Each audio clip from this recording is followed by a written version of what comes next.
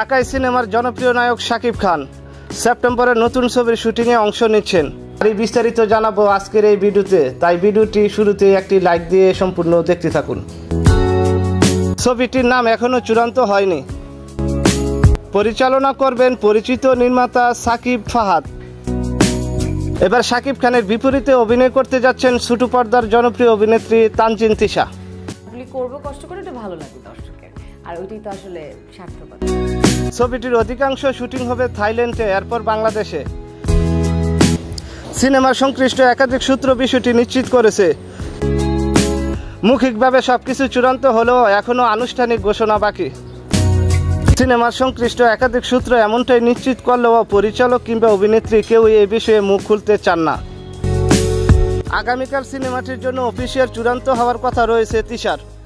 সিনেমাটিতে শাকিব খানকে দেখা যাবে শাহরুখ খানের পাঠান, সালমান খানের টাইগারের মতো চরিত্রে। আগামী সেপ্টেম্বরের প্রথম সপ্তাহে সিনেমাটির শুটিং শুরু হওয়ার কথা রয়েছে।